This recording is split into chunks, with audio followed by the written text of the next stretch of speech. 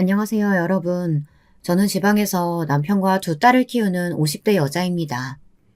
오늘은 얼마 전에 일어난 사연을 용기 내서 제보하려고 해요. 사람의 인생이 쉬운 인생이 없다고 하는데 그 말은 우리 부부에게도 해당되는 말이랍니다.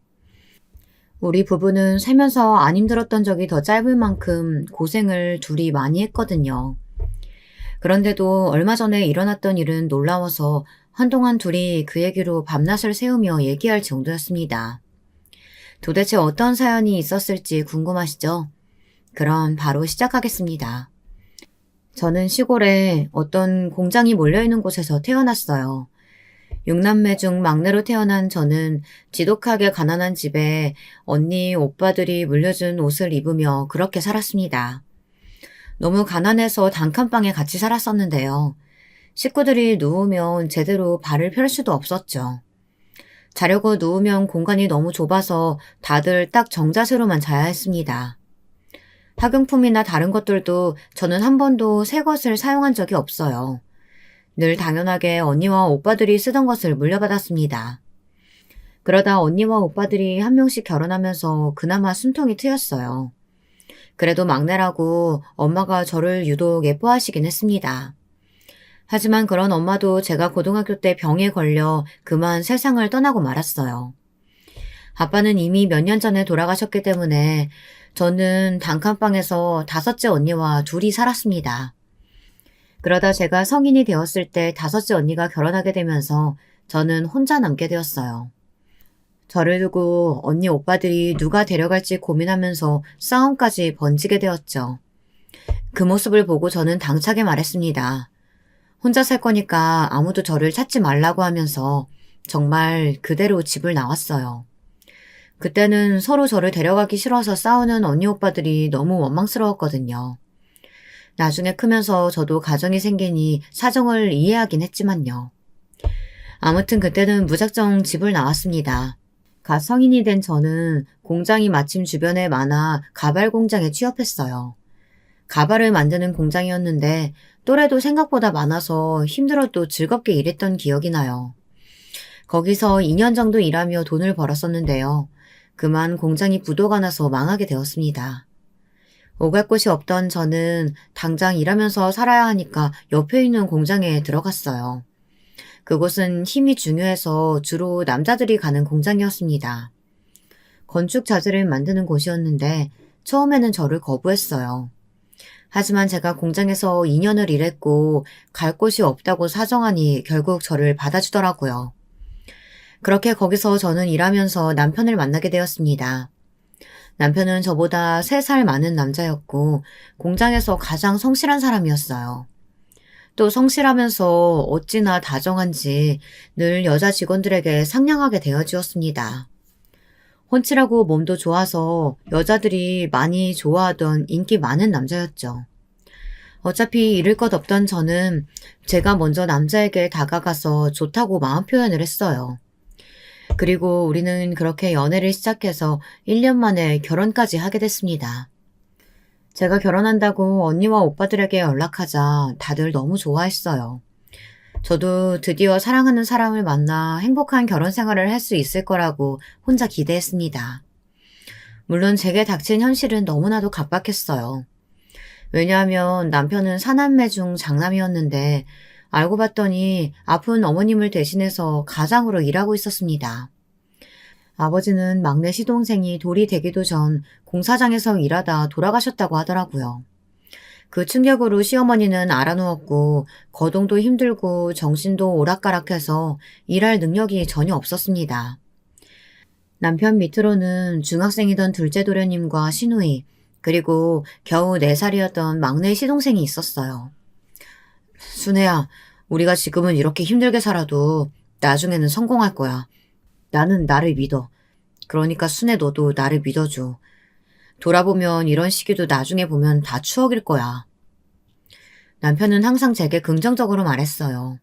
그 모습을 보며 저는 안타까운 상황이었는데도 이상하게 그렇게 부정적인 생각은 들지 않았습니다. 물론 아파서 누워있는 시어머니를 보면 막막한 마음이 들었어요. 실질적으로 경제활동을 하는 사람은 유일하게 남편뿐이었으니까요. 게다가 시어머니가 쓰러지면서 빚도 많이 생겨 그걸 갚는 것만 해도 몇 년이 걸릴 예정이었습니다. 남편과의 사이는 문제가 전혀 없었는데 문제는 다른 곳에 있었어요. 바로 둘째 도련님이 오늘 제 사연의 거의 주인공입니다. 저는 처음 남편을 따라 시댁에 갔을 때 도련님을 처음 보았는데요. 그때는 그래도 나름 어려서 괜찮았어요. 하지만 결혼하고 같이 살기 시작하자 도련님의 사춘기가 찾아와 그때 저랑 남편이 얼마나 고생을 했는지 모릅니다. 왜냐하면 도련님은 질이 나쁜 양아치들과 어울리기 시작했거든요. 학교에 가지 않아 선생님께 연락이 수도 없이 많이 왔습니다. 그러면 저는 그 전화를 받고 학교까지 직접 가서 선생님께 빌었어요. 남편은 공장에서 일하느라 바빠 제가 남편 몰래 도련님이 사고 친 것을 막아준 적이 한두 번이 아니랍니다. 실질적인 엄마인 시어머니는 누워서 허공만 바라보며 살았기 때문에 학교에는 갈 수가 없었죠. 남편이 공장에서 얼마나 힘들게 일하는지 아는 저는 형의 노력도 모르고 사고치는 도련님이 얼마나 미웠는지 몰라요. 도련님, 이제 제발 학교도 제대로 다니고 밖에서 이상한 친구들하고 어울리지 말고요.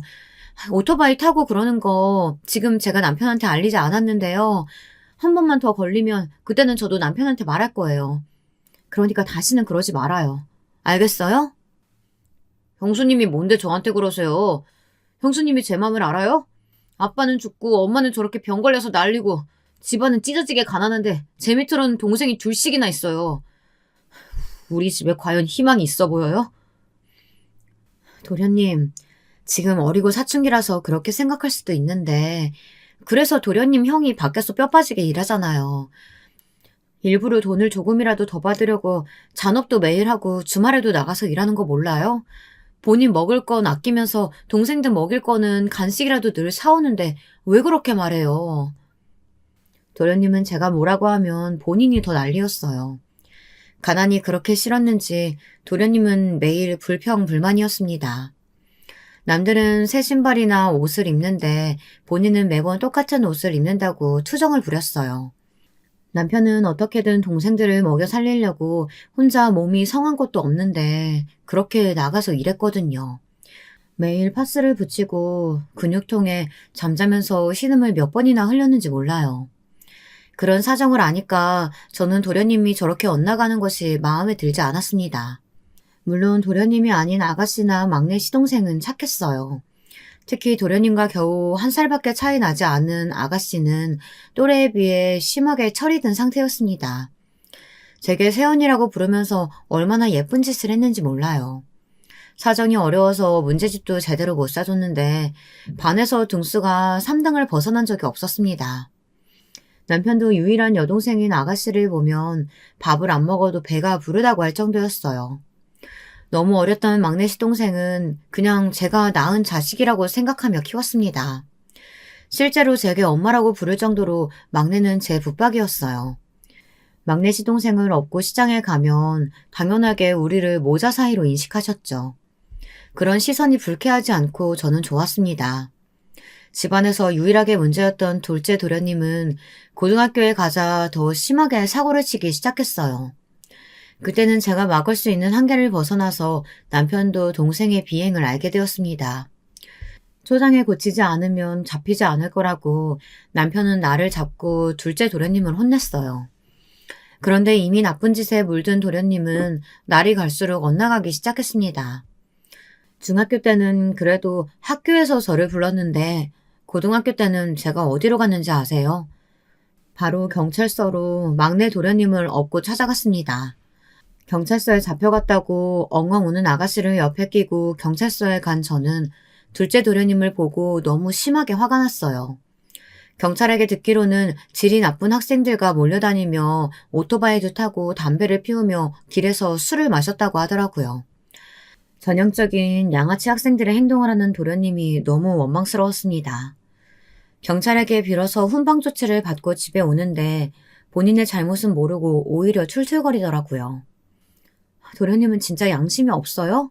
형이 얼마 전에 발목 다쳤는데 병원에 가지도 못하고 계속 일하는 거 몰라요?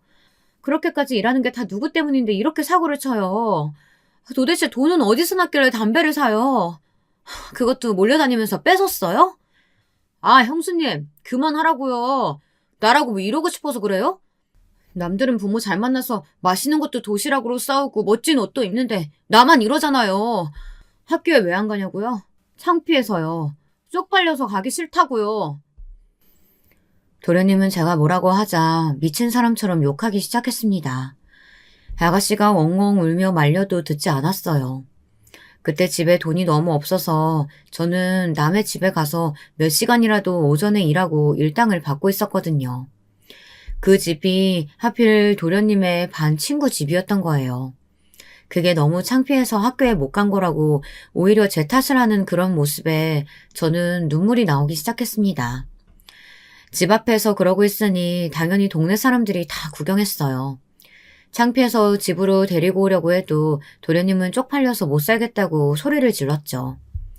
그것을 퇴근하고 오던 남편이 발견해 길거리에서 얼마나 화를 냈는지 모릅니다. 그러자 도련님이 제게 하던 것처럼 소리를 지르며 반항을 했고 남편도 진심으로 도련님에게 실망했다고 화를 냈습니다. 그러자 도련님은 어떤 행동을 했는지 아세요? 다 필요 없다고 하면서 그대로 집을 나간다고 말하며 동네를 빠져나갔습니다. 저는 그 행동이 그냥 홧김에 한 짓이라고 생각했어요. 그래서 며칠이면 돌아올 줄 알았습니다. 그런데 일주일이 가고 2주가 지나도 도련님이 오지 않았어요. 남편은 신경 쓰지 말라며 본인이 돈이 부족하면 올 거라고 했죠. 하지만 저는 어디 가서 죽지 않았을까 진심으로 걱정이 되더라고요. 남편도 제게는 태연한 척을 했지만 속으로는 걱정이 되는지 저 몰래 학교 선생님께 물어보기도 했습니다.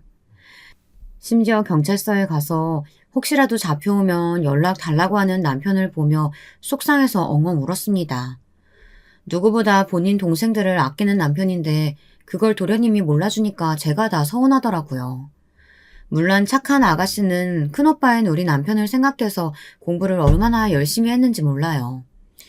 그렇게 공부하기도 바쁜데 새언니인 저를 힘들지 않게 하시려고 집안일도 많이 도와주었습니다. 제가 힘들까봐 학교 가기 전에 빨래도 개고 설거지도 하고 저녁에는 말동무도 해주었습니다. 막내 도련님은 너무 어려서 제가 무조건 돌보는 입장이었고요. 시어머니는 누워있으니 할 수 있는 게 없었잖아요. 그렇게 아가씨는 일하는 남편을 대신해서 제 외로움을 해결해주는 유일한 존재였습니다. 만약 아가씨가 없었다면 저는 견디지 못했을 거예요. 아가씨가 고등학교를 졸업하고 근처 국립대학교에 우수한 성적으로 입학할 때까지 도련님은 집에 오지 않았습니다. 아가씨는 장학금을 받고 입학해서 남편의 입이 귀에 걸릴 정도였어요.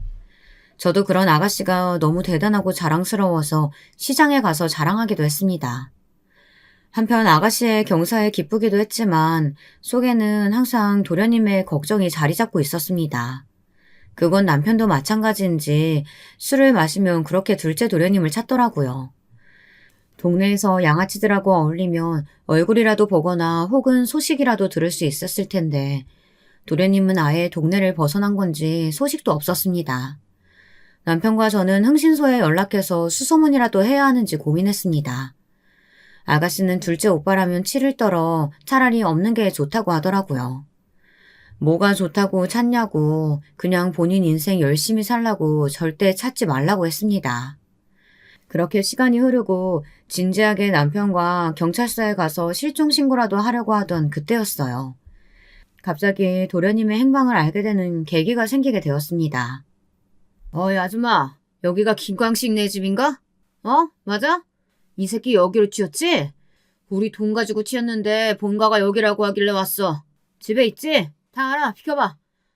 잠시만요. 지금 뭐 하시는 거예요? 아니, 김광식은 우리 도련님인데 연락 끊긴 지 벌써 3년이라고요. 집에 없어요. 진짜 없다고요. 거기는 냉장고예요. 저기요. 진짜로 우리 집에 김광식은 없어요. 둘째 도련님의 집을 나가서 뭐하고 사는지 궁금했는데 바로 깡패 집단에 들어갔더라고요. 심지어 거기서 돈을 꽤 훔쳐 달아났는지 도련님을 찾으려고 깡패들이 집에 쳐들어왔습니다. 집에는 어린 막내 도련님과 아픈 시어머니 그리고 저 셋 이렇게만 있었는데 얼마나 무서웠는지 몰라요. 막내는 울고불고 난리였고 깡패들이 와서 집안 살림을 다 던지며 깽판을 쳐 동네 사람들이 쳐다보았습니다. 제가 울면서 아니라고 없다고 이야기해도 옷장까지 꼼꼼하게 뒤지던 깡패들은 만약 숨겼는데 모르는 척하면 가만히 있지 않겠다고 말했어요. 정말 그때는 생명의 위협을 느끼며 너무 무서웠습니다. 속으로 당연히 도련님을 향한 원망도 있었죠. 집을 나갔으면 그냥 조용히 살지. 왜 이렇게 연락이 끊겼는데도 우리를 힘들게 하는지 이해할 수가 없었습니다. 저녁이 되자 수업을 마친 아가씨가 집에 왔고 밤이 되자 남편도 집에 왔어요. 아가씨와 남편에게 낮에 있었던 일을 이야기하자 아가씨는 그러게 그냥 이번에 인연을 끊자고 하더라고요. 남편은 착잡한지 소주를 벽나발로 불기 시작했습니다. 저는 이런 일이 일회성으로 끝나면 다행이지만 깡패들이 또 찾아올까봐 그게 무서웠어요. 현실적으로 낮에 오면 저는 저 혼자만 있는 게 아니라 제가 보호해야 할 사람이 둘이나 있으니 그게 더 무섭더라고요. 이런 제게 남편은 미안하다고 얼마나 빌었는지 모릅니다. 그리고 예상대로 깡패들은 우리 집에 찾아와 둘째 도련님의 행방을 물었어요. 알려주면 그만 찾아온다는데 저는 답답해서 죽을 것 같았습니다. 만약 알고 있다면 제가 가장 먼저 알려주겠다고 제발 찾아오지 말라고 무릎까지 꿇고 말했어요. 동네에서 친하게 지내던 주민들도 깡패들이 집 앞에 진을 치고 있으니 대놓고 저를 피하기 시작했거든요. 너무 속상해서 얼마나 울었는지 몰라요. 그러다 어떤 일이 일어났는지 아세요? 그날도 역시 낮에 깡패들이 찾아왔었고 남편이 집에 오고 문단속을 하고 잠들었었는데 새벽 4시쯤에 대문 밖에서 이상한 소리가 들렸어요. 안 그래도 깡패들 때문에 예민해졌던 저는 잠기가 밝아 눈을 번쩍 뜨게 되었습니다. 누구세요? 김강식 씨 없다고 했잖아요. 저희도 모른다고요. 제발 돌아가세요. 네?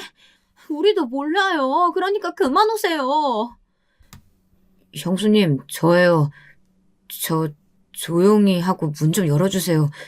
지금 당장 열어주셔야 돼요. 저는 순간 너무 놀라 소리를 지를 뻔한 것을 겨우 참았습니다. 손으로 제 입을 틀어막고 겨우 참았어요. 심장 소리가 너무 커서 제 귀에 들리더라고요. 온몸이 덜덜 떨리기 시작했어요. 문을 열까 말까 고민도 얼마나 했는지 모릅니다. 만약 문을 열었는데 깡패들이 있을까봐 조마조마하며 문을 열었더니 다행히 도련님 혼자였습니다.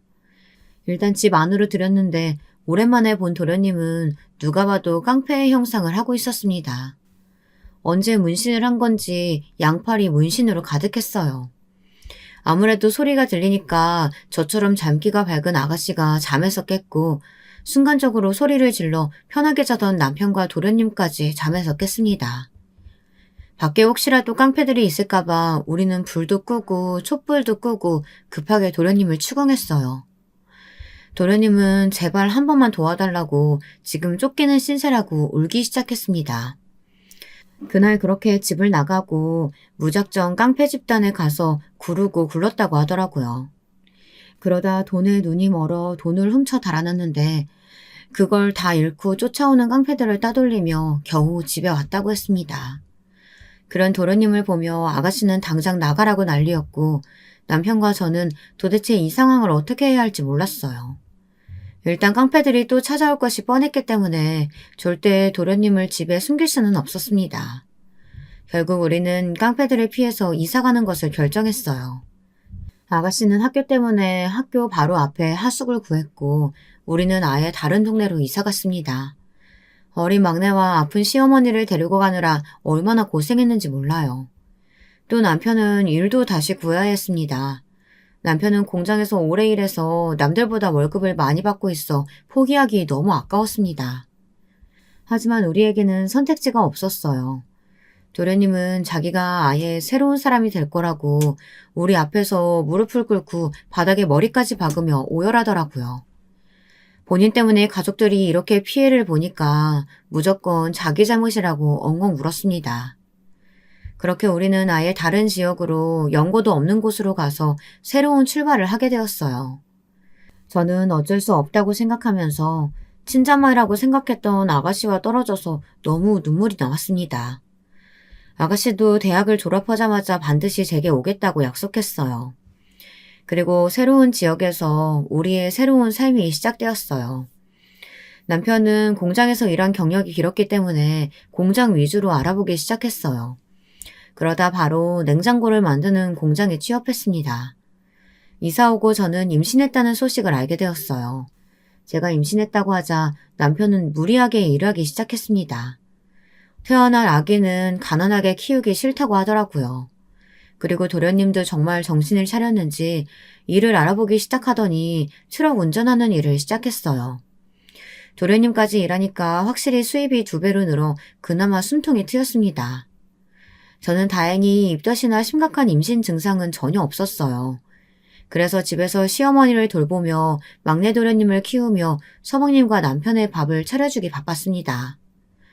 그렇게 우리는 이사가고 한동안은 특별한 일이 없었어요. 그러다 2년 정도 지났을 때 사건이 연달아 발생하게 되었습니다. 아직도 이때를 떠올리면 도대체 어떻게 버틴 건지 신기해요. 가장 먼저 아픈 시어머니가 건강이 많이 안 좋아지셔서 병원에 입원하게 되었습니다. 그때는 다행히 막내 도련님이 학교에 다니고 있을 때라 제가 전담해서 시어머니를 간호할 수 있었어요. 남편과 둘째 도련님이 돈을 벌어 병원비를 내긴 했는데 확실히 집에 환자가 있으니 돈이 술술 나갔습니다. 그러다 시어머니는 밤년의 입원 끝에 하늘나라로 가셨어요. 비록 좋은 추억은 없었지만 막상 돌아가시니 헛헛한 마음이 들었습니다. 시어머니가 돌아가시면서 우리에게 선물을 남기고 가셨던지 장례식이 끝나고 확인하니까 제가 둘째를 임신했더라고요. 저는 아이를 2명은 낳고 싶었던 터라 좋았습니다. 제가 둘째까지 임신했다고 하니 아가씨도 자기 일처럼 좋아했어요.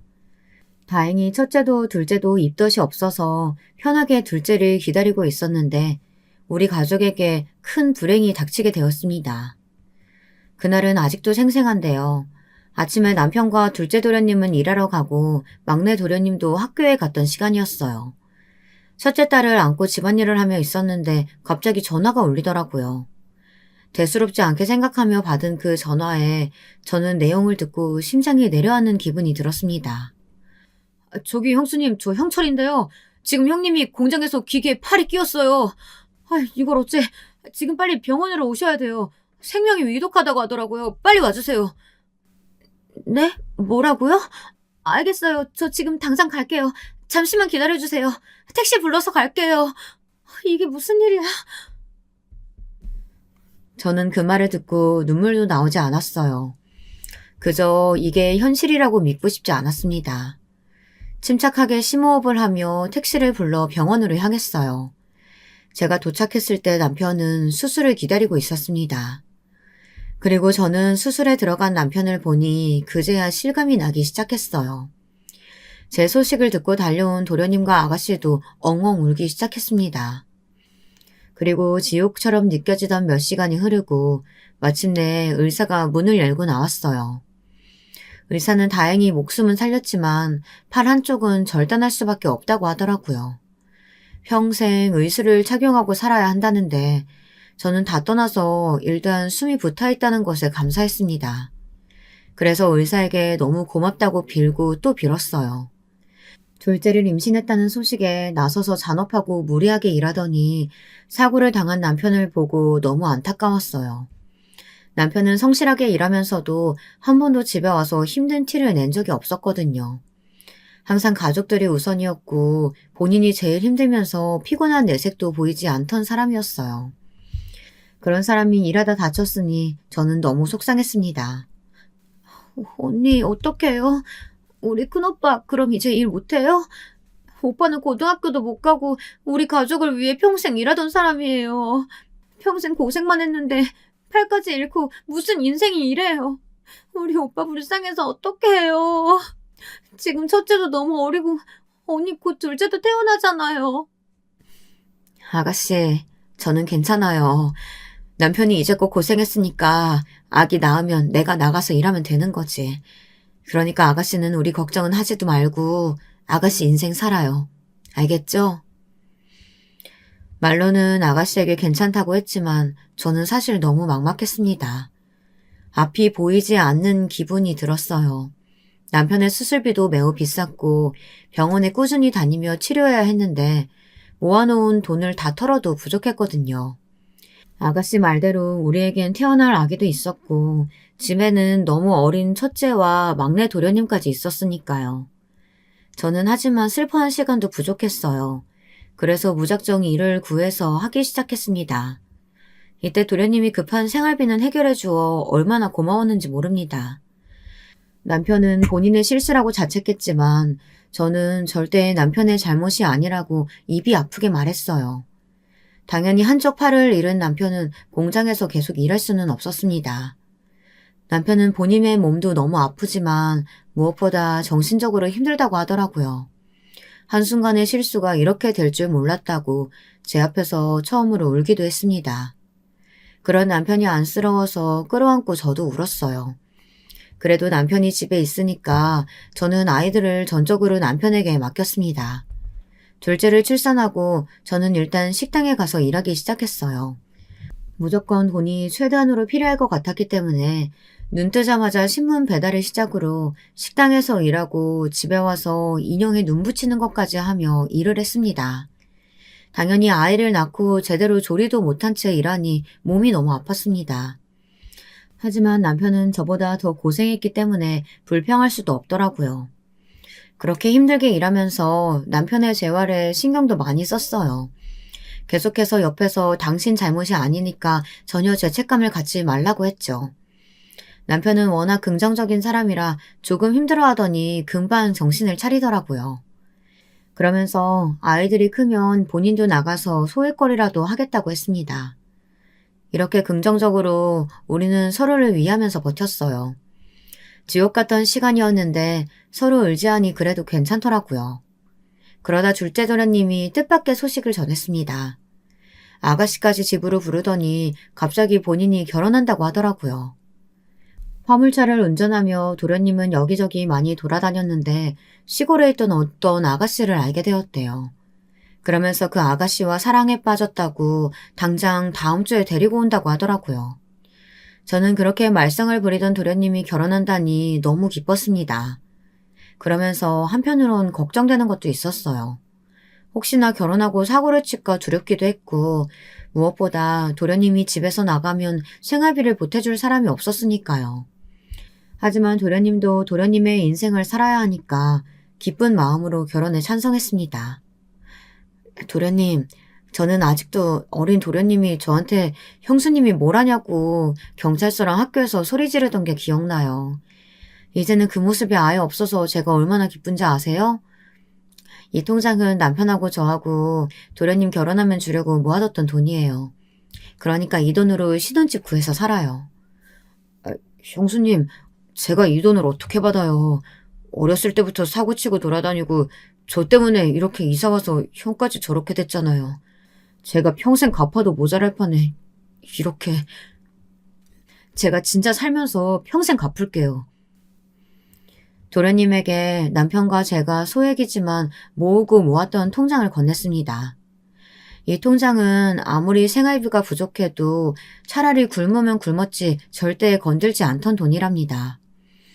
도련님은 울면서 그 통장을 받아 신혼집을 구하게 되었어요.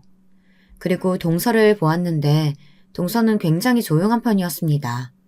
말이 없었고 별로 표정 변화도 있지 않은 사람이었어요. 말을 들어보니 동서도 가정 형편이 좋지 않더라고요. 가난한 집에서 태어나서 아버지도 없고 사정이 우리랑 비슷했습니다. 저는 동서에게 최대한 잘해주려고 노력했어요. 그래서 일부러 먼저 다가가고 명절 때도 절대 일을 시키지 않았습니다. 그냥 우리 도련님을 데리고 사는 것 자체가 너무 고마웠어요. 도련님이 결혼하며 집을 나가고 현실적으로 생활비가 부족해서 저는 한동안 고민이 많았어요. 다행히 그때 남편은 어느 정도 사고를 회복한 뒤였습니다. 저는 식당에서 일했던 경험을 살려서 식당을 하나 개업하게 되었어요. 국수 가게였는데 김밥도 팔고 분식도 같이 파는 작은 가게였습니다. 아이들이 어렸기 때문에 밤 늦게까지 할 수는 없고 대신 아침에 일찍 문을 열었어요. 남편하고 같이 직접 청소도 하고 재료도 준비했는데요. 그 과정이 힘들어도 둘이 같이 하니까 좋더라고요. 식당이라 막내 도련님이나 우리 아이들을 마음껏 먹일 수 있어 다행이었죠. 저는 어차피 저녁이면 문을 닫고 집에 가야 하니까 아침과 점심에 진심으로 손님들을 대했어요. 실제로 우리 가게에 오는 손님들이 너무 고맙더라고요. 어머, 언니, 가게에 생각보다 손님이 많네요. 언니가 워낙 음식 솜씨가 좋아서 그래요. 나는 이렇게 가게가 잘 될 줄 알았다니까요. 아, 정신없어. 언니, 내가 주문 받을 테니까 빨리 가서 음식 만들어요. 아가씨 고마워요. 우리가 점심시간이 제일 바빠. 여기 주변에 학교도 있고 공장도 있고 사업장도 많거든. 오랜만에 왔는데 이렇게 일 시켜서 미안해요. 예상외로 우리 가게는 매출이 점점 좋게 나왔습니다. 오랜만에 놀러온 아가씨가 눈을 동그랗게 뜨며 놀랄 정도였으니까요. 저는 그저 소박하게 우리 가족이 먹고 살 수 있을 정도만 돈을 벌어도 만족했었는데 가게가 생각보다 잘 되니까 너무 기분이 좋았어요. 이렇게 평생 산다면 걱정이 없을 것 같았죠. 하지만 인생이란 것이 원래 좋은 게 하나 있으면 나쁜 것도 하나 있죠. 결혼하고 조용하던 서방님이 또 사고를 치게 되었습니다. 생각보다 서방님이 결혼하고 조용히 동서랑 사는 것 같아 좋았거든요. 그런데 결혼하고 3년 차가 되었을 때 동서가 가게로 무작정 찾아왔습니다. 이렇게 말도 없이 찾아온 것은 처음이었던지라 너무 놀랐어요. 동서는 무슨 일이 있냐는 우리 부부의 말에 충격적인 말을 했습니다. 무려 서방님이 도박에 손을 댔다고 하더라고요. 서방님은 그때도 화물차를 운전하며 살고 있었는데 벌이가 안정적으로 좋았거든요. 그래서 동서는 심지어 그때 첫째 시조카를 임신한 상태였습니다. 아내가 임신했는데 서방님은 밖에서 도박에 손댔다고 어떡하냐고 동서는 우리에게 하소연했습니다. 남편은 화가 나서 그 자리에서 바로 서방님을 가게로 불렀습니다. 하지만 서방님은 아무리 불러도 오지 않더라고요. 결국 자정이 다 돼서야 잔뜩 술에 취한 상태로 가게로 왔어요. 결국 우리 집에서 서방님과 동서를 재웠는데 너무 충격적이라 뜬 눈으로 잠도 한숨을 못 잤습니다. 남편과 저는 새벽에 서방님을 두고 어떻게 해야 할지 고민했어요. 다음날 아침 서방님에게 자초지종을 묻자 서방님은 별거 아니라고 말하더군요. 아, 그냥 아내가 괜히 오버해서 말한 거야. 형, 나 진짜 정신 차린 거 알잖아. 도박은 무슨. 그냥 동네에서 가볍게 아는 지인끼리 돈 걸고 논 거야. 형수님, 저 믿죠? 제가 형 아팠을 때도 생활비 드렸잖아요. 저 예전처럼 깡패짓하고 그런 사람 아니에요. 이제 아내도 있고 무엇보다 곧 있으면 아기도 태어나잖아요. 도박이 처음에는 다 그렇게 가볍게 시작한다고 하더라고요. 제일 경계해야 하는 게 바로 도박이래요. 동서가 이렇게 걱정할 정도니까 서방님 그냥 그런 짓도 하지 마세요. 서방님은 웃으면서 그냥 동네에서 지인끼리 논 거라고 우리 부부에게 말했습니다. 동서는 얼굴에 근심이 가득했어요. 원래 성격도 조용한 편이라 이렇게 표정이 안 좋은 것을 그때 처음 보았습니다. 반면 서방님은 혼자서 아무 생각이 없어 보였죠. 너무 걱정되어 남편과 저는 끝까지 돈 관리 잘해야 하고 도박은 하면 안 된다고 몇 번이고 강조했습니다. 그렇게 서방님 부부가 집에 돌아갔는데 저는 계속해서 걱정했어요. 그래서 나중에 동서에게 전화를 걸어 상황을 물어봤는데 다행히 출산할 때까지는 서방님이 큰 사고를 치지 않았습니다. 무사히 출산한 동서를 위해 저는 가게에서 미역국도 끓여서 가져다주고 시간을 내어 동서네 집에 가서 조리를 도왔습니다. 혼자 신생아를 키우는 것은 힘드니까 집안일도 해주었어요. 그때 동서랑 저는 많이 가까워졌어요. 동서의 집안 사정 역시 힘들어서 동서도 제가 다가가니까 그제야 마음을 열더라고요. 같이 신생아를 돌보면서 이제껏 있었던 일들을 대화했습니다. 동서는 제가 서방님의 중학교 시절을 이야기해 주니까 혼자 웃다 울더라고요. 저도 다 지난 일이니까 말하는 거라고 하면서 서방님이 혹시라도 도박에 또 손을 대면 알려달라고 했습니다. 한동안 조용하던 서방님은 시조카가 돌이 지났을 때 또 사고를 쳤어요. 이번에도 도박 문제였습니다. 심지어 빚까지 만들어 왔다고 동서가 눈물까지 흘리며 말했습니다. 저와 남편은 이 문제를 어떻게 해야 할지 고민했습니다. 더 웃겼던 것은 바로 서방님의 태도였어요. 서방님은 우리 부부에게 빚을 갚아달라고 요구했거든요. 우리가 그때 가게가 꽤 잘 돼서 결혼하고 처음으로 빚도 다 갚고 평범하게 살고 있었을 때였습니다. 이건 다 남편과 제가 가게에서 몸을 갈아 성실하게 일한 덕분이었어요. 또 얼마 후면 아가씨가 결혼할 예정이었거든요. 그때 아가씨에게 돈을 주려고 모아둔 통장이 있었는데 서방님은 그 돈을 달라고 했습니다. 이 문제로 아가씨와 서방님은 연을 끊게 되었어요. 아가씨의 결혼을 앞두고 우리 집에서 다들 모였었는데 싸움이 났거든요. 아가씨는 예전부터 서방님을 미워했는데 매번 꾹 참다가 이때 폭발하게 되었습니다. 하필 서방님이 또 다혈질이라 아가씨가 뭐라 하는 것을 넘기지 못했어요. 둘째 오빠는 진짜 사람도 아니야. 나는 큰오빠랑 세훈이한테 너무 미안해서 저 돈 받을 생각도 안 했어. 근데 뭐? 내가 안 받으면 오빠가 도박하느라 빚이 생겼으니까 달라고? 오빠, 어떻게 그래? 세훈이 결혼하고 우리 가족 먹여 살린다고 고생 많은 사람이야. 나도 알아, 안다고. 그래서 내가 형 다쳤을 때도 생활비 줬어. 야, 나라고 뭐 가족한테 못할 짓만 했냐? 나도 최선을 다했는데 네가 뭔데 나한테 이래라 저래라야. 큰오빠가 다친 이유가 뭔데? 오빠 때문에 깡패들이 집에 찾아와서 무리하게 이사해가지고 새로 공장에 취업해서 다친 거잖아. 애초에 오빠만 아니었으면 큰오빠가 저렇게 다치지도 않았다고. 양심이 있는 거야? 야, 너 말 다 했냐 지금? 이게 진짜 미쳤나? 아우, 야, 네가 내 누나냐? 어? 둘이 계속해서 싸우는 바람에 남편과 저는 중간에서 말리느라 얼마나 고생했는지 몰라요. 결국 아가씨는 서방님에게 본인 결혼식에 오지 말라고 했고 진짜로 서방님은 아가씨의 결혼에 참석하지 않았습니다. 저는 이때 너무 속상해서 많이 울었어요. 그냥 다들 행복했으면 좋겠는데 왜 이런 사건들이 발생하는지 모르겠더라고요. 남편과 이야기해도 도저히 결론이 나오지 않았습니다. 빚 갚을 돈을 줄 수는 있는데 서방님이 또 도박하고 사고치면 계속 우리가 도와줄 수는 없잖아요. 또 우리도 그때 아이가 2명이고 막내 도련님도 여전히 같이 살고 있어서 나중을 위해서라도 돈을 모아야 했어요.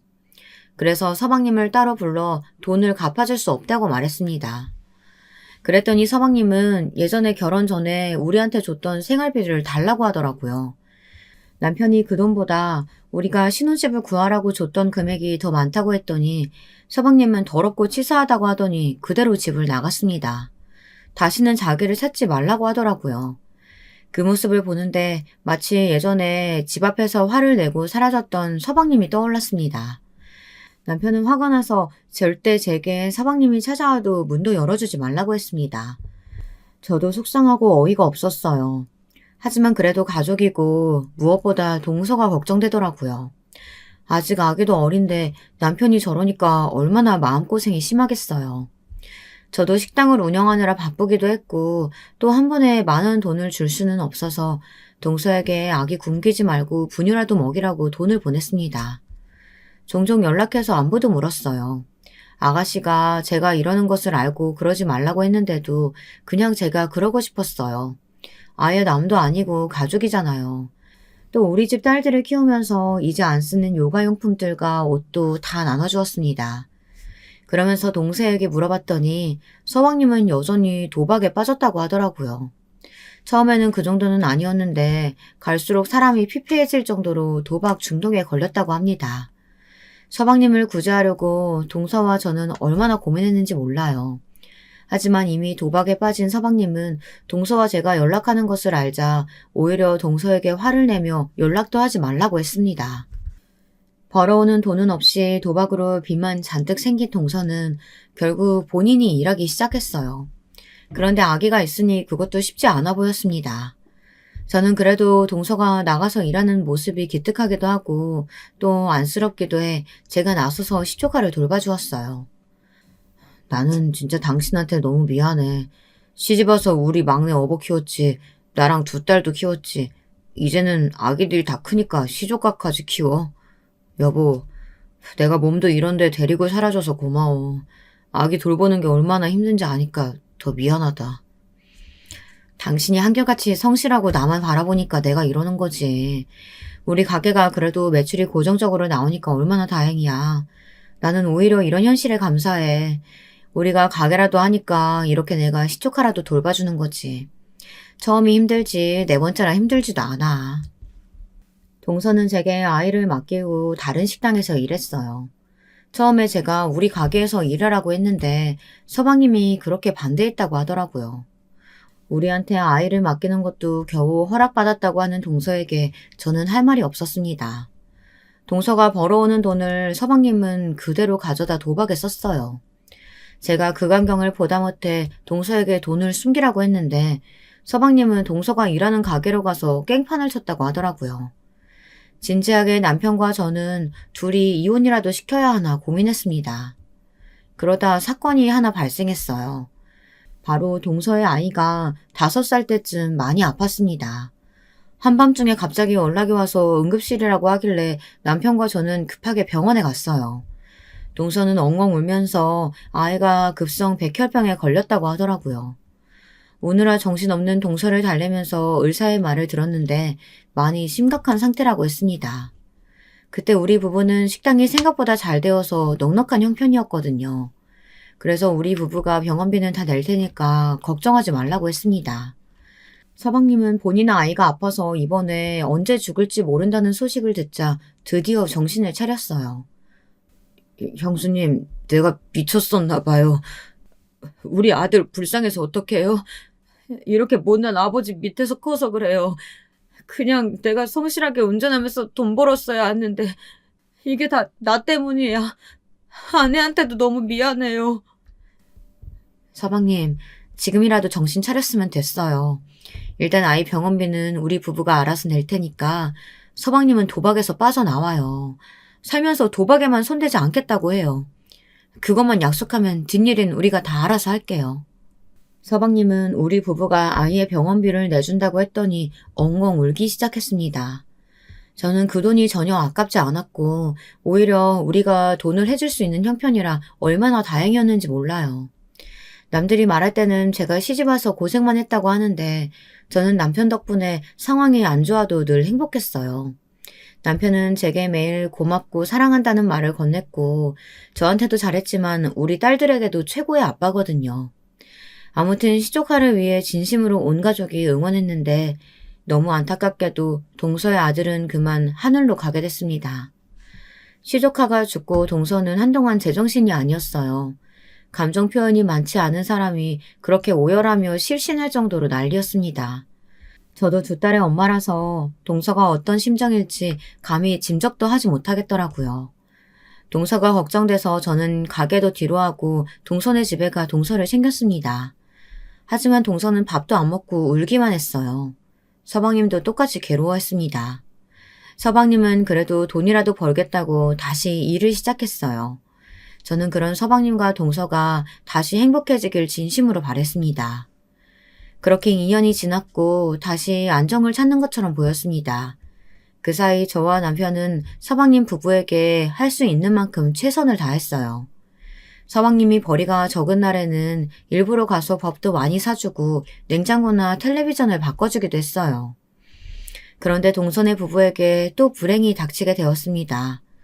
아침에 식당 청소를 하고 영업 준비를 하고 있는데 남편이 갑자기 우당탕탕 소리를 내며 저를 찾았어요.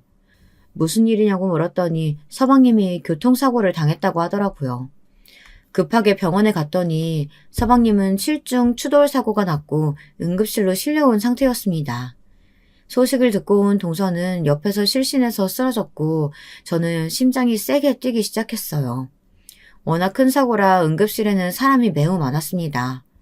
너무 안타깝게도 서방님은 수술을 3번이나 했지만 살릴 수 없었어요. 이미 응급실에 왔을 때부터 상황이 안 좋았다고 하더라고요. 그렇게 아들과 남편을 차례로 보낸 동서는 한동안 제정신이 아니었습니다. 그런 동서가 너무 걱정돼서 저는 동서네 집에 매일 찾아갔어요. 동서는 시조카가 세상을 떠났을 때처럼 밥도 안 먹고 잠도 안 자고 있었습니다. 그러다 동서는 어느 날 제게 괜찮으니 더 이상 찾아오지 말라고 문을 열어주지 않더라고요. 그런 동서가 걱정돼서 저는 3천만 원을 동서의 계좌로 보내고 마음이 괜찮아지면 연락을 달라고 했어요. 그렇게 약 1년이 지나고 갑자기 우리 집에 누군가 문을 두드려서 봤더니 동서였습니다. 연락도 없이 찾아와서 너무 놀랐어요. 형님, 아주버님, 오랜만이에요. 저 갈 데가 없는데 하룻밤만 재워주시면 안 될까요? 부탁드려요. 동서 웬일이야? 당연히 재워줄 수 있지. 밖에 날씨도 추운데 이게 무슨 일이야. 빨리 들어와서 따뜻한 물로 샤워하고 누워. 그동안 어떻게 살았어?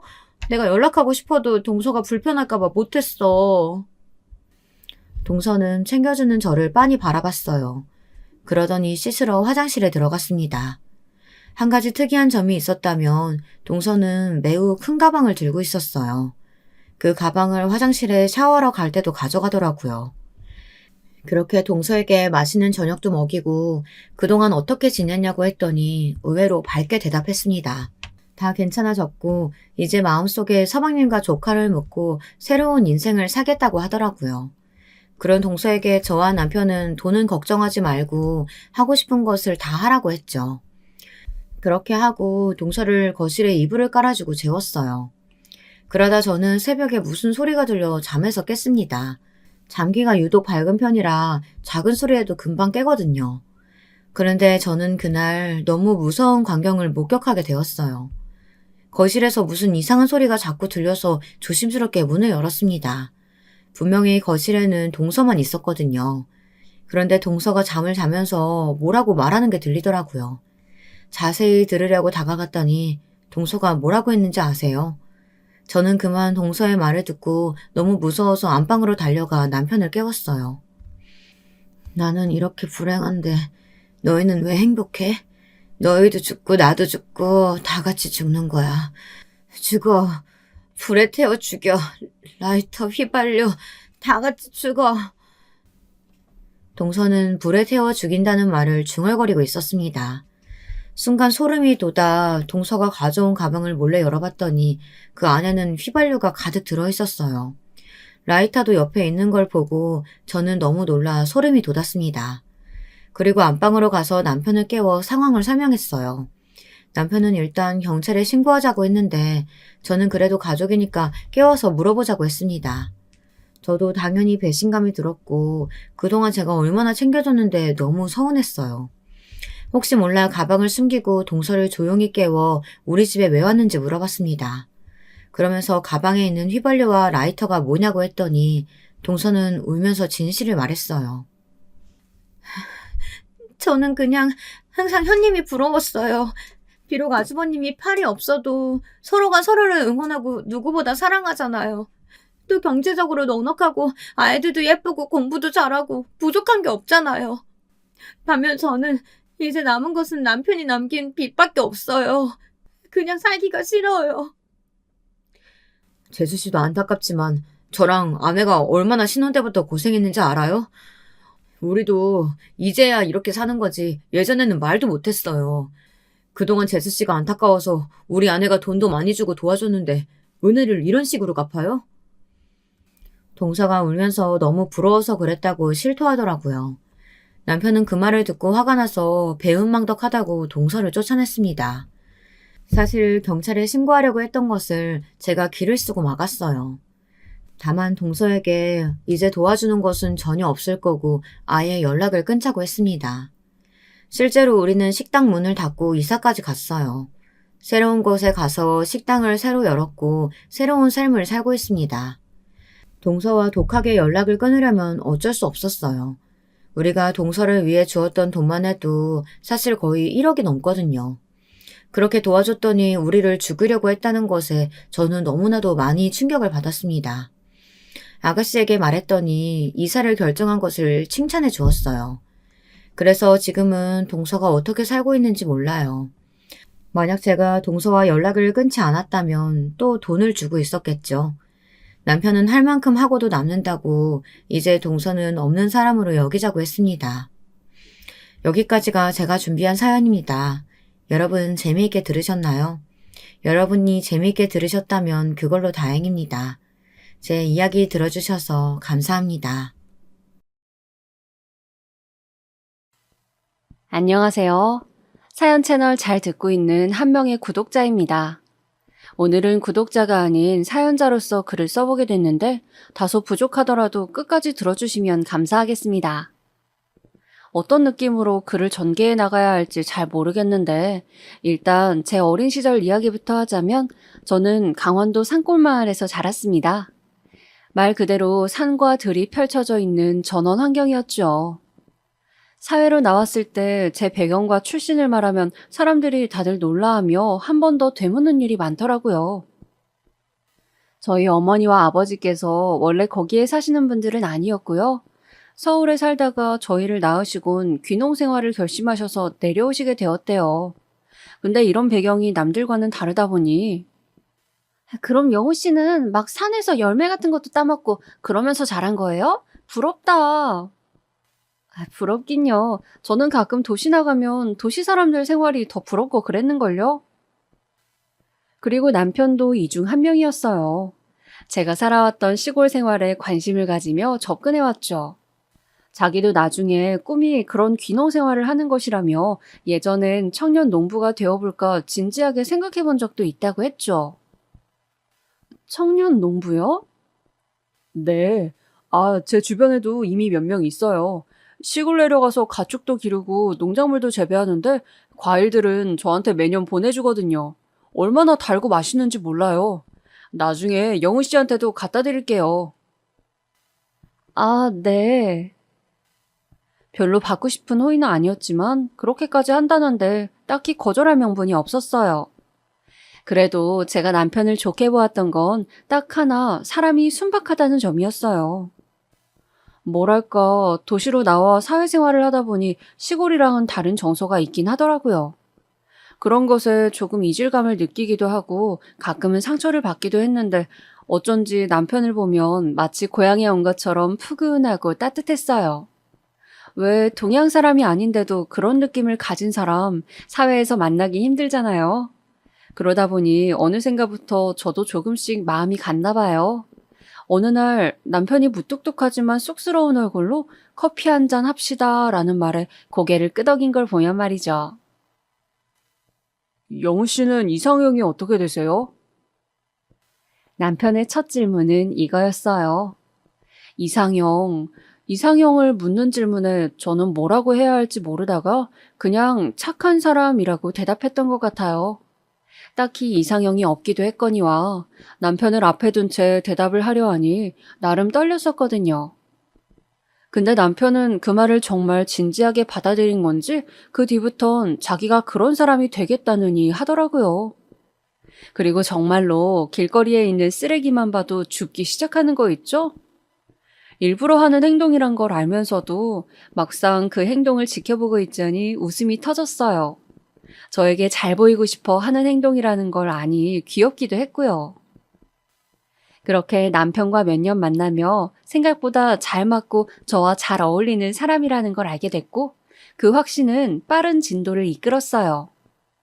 남편과의 관계는 제가 생각하던 것보다 빠르게 진전되어 저는 곧바로 남편의 부모님을, 남편은 저희 부모님을 뵈러 가는 자리가 만들어졌어요.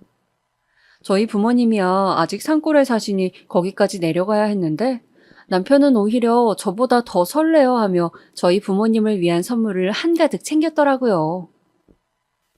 어머님, 아버님, 처음 뵙겠습니다. 장승준이라고 합니다. 아이고, 멀리서 오느라 고생 많았어요. 여기가 되게 멀죠? 아닙니다. 차 끌고 오니 금방이던데요, 뭘. 저야말로 이런 아름다운 풍경을 봐서 너무 영광입니다. 자연 말고 어머님이요. 저는 남편이 그리 능글맞은 사람인지 몰랐습니다. 세상에 첫 만남에 저희 엄마한테 그런 유머를 던지는데 저도 엄마도 잠시 놀랐다가 이내 빵 터져서 웃고 말았죠. 예상했지만 저희 부모님에게 남편은 합격점이었습니다. 이런 사위라면 믿고 맡겨도 되겠다고 철부지 딸 잘 부탁한다는 말까지 남기시며 남편과 인사하셨어요. 근데 관문이 하나 남아있었죠. 바로 제가 시부모님을 뵐 자리였는데요. 솔직히 말해 너무 떨렸어요.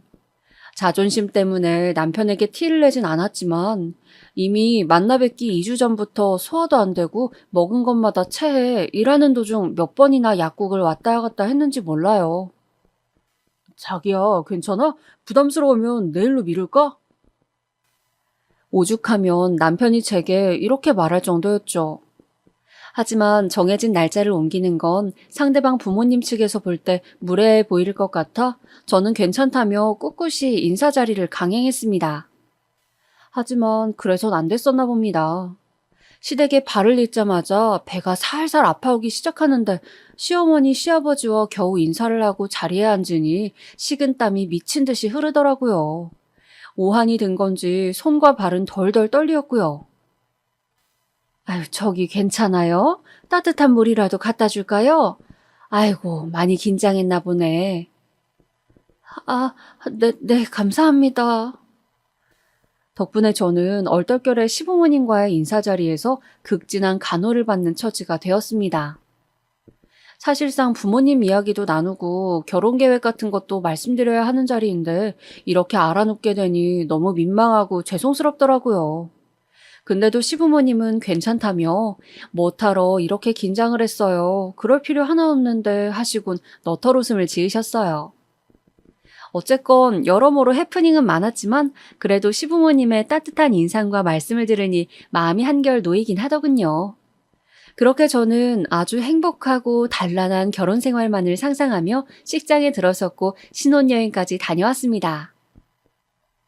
그러나 하나 예상치 못했던 난관이 생기고 마는데요. 신혼여행을 다녀온 날부터 사건이 벌어졌어요. 저희는 제주도로 신혼여행을 다녀왔기에 시댁 식구들, 친정 식구들, 친구들 것까지 미리 남편과 상의해 선물들을 사왔습니다. 근데 시댁에 선물들을 풀어놓자마자 형님께서 표정이 어두워지시더군요. 아니, 내 거 이게 다야? 나도 떡 좋아하는데. 아, 형님 거 여기 있어요. 오메기떡. 아니, 내 말은 너무 개수가 적다는 거지. 이걸 누구 코에 붙여? 아휴, 아니야. 그래도 사왔으니 고마워. 거기까지 가서 챙겨온 게 어디야. 아, 그래, 큰아가야. 둘째가 이렇게 사온 게 어디니. 불만 말고 그냥 받아라. 솔직히 너무 민망해지더라고요. 나름 기념품 샵에서 섭섭하지 않게 사왔다고 생각했는데 오메기 떡이 적다느니 제주 술을 몇 병 더 들고 오지 그랬냐며 뭐라 하는데 남편도 저도 민망해졌죠. 선물 사온 사람 성의도 있는데 저렇게 대놓고 말하니 무례하다는 생각도 들었고요. 근데 푸념은 여기서 끝나지 않더라고요. 아, 거기다 이 선물해준 앞치마 색깔은 좀 그렇지 않아? 이런 쨍한 색을 어디다 써? 아, 저는 음식 같은 거 요리하다 보면 튀니까 일부러 색 진한 걸로 산 건데. 아, 그래? 아, 그래, 뭐, 동서가 아직 살림살이 해보지 않았으니까 그럴 순 있겠다. 그래도 차차 배워가며 알아둬.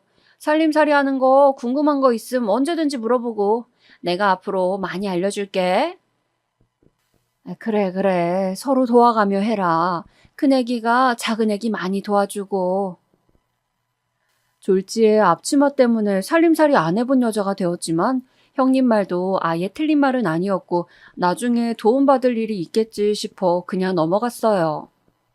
거기다 형님과는 명절날만 마주칠 사이니 사이 나쁘게 지내봤자 득될 게 없잖아요. 남편 형제가 아주버님 뿐이라 며느리는 저와 형님 둘뿐일 텐데 서로 의지하고 지내는 게 더 좋을 것 같고요. 그래서 저는 그냥 형님이 무슨 말을 하든 좋게 받아들이려 애썼던 것 같아요. 근데 생각해보니 형님과 제가 사이가 안 좋아질 거란 전조 증상이 있었어요. 형님과 같은 아파트, 그것도 바로 아래층으로 신혼집을 정하게 된 후부터 말이죠. 물론 처음부터 그 아파트에 살려고 했던 건 아니에요. 저희야 아직 신혼이고 남편도 저도 이제 자리를 잡기 시작했던 단계라 신축 빌라에서 시작을 하려고 했어요. 그런데 어느 날 어머님께서 저희를 부르시더니 너희도 첫째네 사는 곳에 살면 어떻겠니 하시더군요. 마침 형님네 바로 아래층에 월세 싼 건물이 나왔다고 하시면서요. 어머님, 거긴 아파트잖아요. 비용적으로는 부담이 되어서요. 저희는 다른 곳에 생각해둔 데가 있어요. 빌라 말이니? 굳이 그래야 하니? 아파트 월세 비용만 내렴. 나머지는 내가 부담해주마. 다른 게 아니라 첫째 내가 거기 사는데 내가 너희 결혼식 때 딱히 해준 것도 없고 나도 아직 이 정도 해줄 여력은 된단다. 어머님이 그렇게까지 말씀하시니 거절할 수가 없겠더군요. 그리고 나머지 비용을 부담해 주시니 월세 나가는 비용 정도야 감당할 수 있었고요. 그래서 저와 남편은 어머님의 호의에 감사하며 얼떨결에 신혼집을 형님 사는 아파트에서, 그것도 바로 아래층에 거처를 마련하게 되었죠. 아마 어떤 분들은 행운이라면 큰 행운이라고 여기라 하실 분들도 있을 거예요. 저도 처음엔 그렇게 생각했어요. 시부모님께서 이런 집 마련하는데 도움 주시는 거 당연하게 여길 일은 아니잖아요. 근데 문제는 다른 곳에 있었습니다. 예상하셨겠지만 저희 형님이요. 형님은 처음에 무척 호의적이셨어요. 이사 온 첫날 자신이 가구 옮기는 걸 도와주시겠다고 대바람부터 찾아오셨거든요. 형님, 여기로 옮겨주시면 고마운데 가구들이 무거워서요. 마음만으로 너무 감사해요. 마음만 받을게요. 아니야, 진짜 도와주러 내려온 거야. 서방님도 출장 갔다며. 가족 좋다는 게 뭐야? 이럴 때 도와야지. 안 그래? 이거 수납장은 어디로 갖다 놓으면 돼? 아휴, 참. 그럼 저기요. 너무 감사해요. 저 혼자 했으면 꽤 오랜 시간이 걸릴 일을 형님 덕택에 일찍 끝냈어요. 그리고 대접하고자 짜장면을 비롯한 음식들을 가득 시켜 감사한 마음을 표현했어요. 하지만 솔직히 말해 형님의 호의가 다 좋은 건 아니었죠. 꺼림칙한 부분도 있었어요. 그런 거 있잖아요. 호의인데 마치 자기가 베풀어준다는 식의 호의요. 어느 날은 장을 봤다며 저희에게 과일이니 이것저것 챙겨주더라고요. 그래서 고맙다 인사했더니 동서는 월세 사니 형편 빠듯할 거 아니야. 우리도 그 마음 알아. 고마워하지 않아도 돼. 라고 하는데 받으면서도 기분이 그렇더군요. 물론 형님네야 자가이고 저희 집이 월세인 건 알고 있는 사실이지만 구태여 그 사실을 콕 집어 말할 필요가 있었을까요? 거기다 언젠간 제가 형님 집에 가서 집안일을 도와주는데 묻지도 않은 말들을 줄줄이 늘여놓더라고요. 제가 별 의미 없이 향초를 집고 냄새가 좋다 하니 이거 되게 비싼 거야. 인터넷에서 파는 그저 그런 흔한 거 아니고 내가 친구한테 해외 직거래로 산 거니까 동서는 이런 거 구경도 못했지? 하더라고요. 그저 해외 제품일 뿐인데 뭐가 다르다고 특별하다는 건지. 마지막엔 우리 집엔 동서가 구경 못 해본 것들이 많을 건데 마음에 드는 거 있으면 말해. 내가 특별히 동서 것도 하나 사줄게. 라고 하며 웃는데 기분이 썩 좋지 않았습니다. 하지만 형님 성격이 워낙 직설적이고 머릿속에 있는 말 죄다 끄집어내어 다 뱉는 성격이니 그러려니 하고 넘어갔습니다. 그런데 또 다른 곳에서 문제가 생겼어요. 형님이 이사를 도와준 날 저에게 이런 말을 한 적이 있었어요. 형님, 오늘 너무 감사했어요. 덕분에 진짜 일찍 끝났어요. 저도 형님 일 도울 게 있으면 꼭 도울게요. 말씀만 하세요. 그래? 알겠어. 맞다. 그나저나 나 동서한테 부탁하고 싶은 게 있는데. 부탁이요? 우리 애가 좀 시끄러워. 잘 뛰어다니고. 동서도 알다시피 6살, 7살 남자애들이 말을 들어봤자 얼마나 듣겠어? 내가 아무리 말해도 고쳐지질 않더라고. 그래서 동서가 이해 좀 해주면 좋겠어. 네, 알겠어요. 형님의 부탁은 그리 들어주기 까다로운 부탁은 아니었어요. 제가 잠기가 밝은 편도 아니었고 저와 남편 둘 다 아직 아이가 없으니 일하다 늦지막이 집에 들어오니까 그때쯤이면 아이들도 잠들 시간이라고 했고요. 근데 그 소음이라는 게 정말 엄청나더라고요. 제가 이사 온 첫날부터 바로 시작이 됐는데요. 형님네 소음의 문제는 아이들이 내는 소음만이 아니었어요. 청소기 돌리는 소리, 가구 끄는 소리, 이 모든 소리와 겹쳐졌거든요. 차라리 애들이 뛰어다니는 소리만이면 이해하지. 잠기 어두운 저도 이 소리에 몇 번을 깨었으니 말 다 했죠. 남편은 더 했어요. 출장에서 돌아온 남편은 첫날 침대에서 잠을 들자마자 10분 만에 깨었는데 바로 청소기 돌리는 소리 때문이었어요. 그리고 다음 날은 무척 큰 음악 소리가 들리는데 형님인지 아주버님인지 누군진 모르겠지만 노래를 부르더라고요. 이 밤에요. 환장할 노릇이었어요. 여보, 이대로는 안 되겠는데? 형님한테 말해야겠어. 제 말에 남편도 그리하자 하곤 이런저런 방법을 생각하다 아주버님과 형님을 같이 함께하는 자리를 마련하자는 방안을 생각해냈어요. 술이라도 먹으며 편하게 이야기를 주고받다 보면 이런 말도 부드럽게 오갈 거라고 생각했거든요. 그래서 아이들 등원시키는 형님을 불러 집들이 겸 초대하고 싶다고 말했죠. 집들이라 하니 형님은 흔쾌히 받아들였고 당일날 형님은 자신이 집에서 먹는 고급 와인이라며 사들고 오기까지 했습니다. 처음엔 서로 좋은 얘기만 주고받으며 분위기가 형성됐어요. 남편도 아주버님과 만나 그간 못다한 일 얘기를 하느라 정신없었고 저도 형님의 아이들 키우는 얘기, 주로 푸념에 가까운 그런 얘기들을 들어주다 보니 시간이 금세 흘러갔죠. 그러자 어느 정도 분위기가 무르익자 제가 먼저 입을 뗐습니다. 형님, 저 그런데 말이에요. 사실 한 가지 말씀드리고 싶은 게 있어서요. 기분 나쁘게 받아들이지 않으셨으면 좋겠어요. 아유, 우리 사이에. 뭔데 편하게 말해봐, 동서. 밤에 소음이 좀 있더라고요. 아이들 뛰어다니는 소리 정도면 저희도 이해하는데 가끔가다 다른 소리들도 들려서요. 다른 소리? 뭐? 예를 들면 청소기 소리라던가 음악 소리라던가 그런 소리들이요. 그게 낮에는 괜찮은데 조용한 밤이라 유독 더 크게 들리더라고요. 저희 남편은 잠귀가 더 밝아서 몇 번 깬 적이 있거든요. 동서도 참, 서방님도 그렇네요. 그런 문제라면 미리 말하지 그랬어. 설마 두 사람 끙끙 앓다 이런 집들이 자리까지 빌미삼아 마련해놓고 말한 거 아니야? 미안해. 요새 이 친구들이 집에 자주 놀러 왔거든. 그래서 시끄러웠나 보다. 앞으로 조심할게. 그러게나 말이야. 미안해요, 재수씨. 재수씨나 얘나 둘 다 신혼인데 우리가 조심했어야 할 걸 깜빡했네. 정말 다행스럽게도 아주버님과 형님 둘 다 흔쾌히 사과해 주셨고 앞으로는 그러지 않겠다고 말씀하시고 가셨습니다. 저희도 그 약속을 굳게 믿고 있었고요.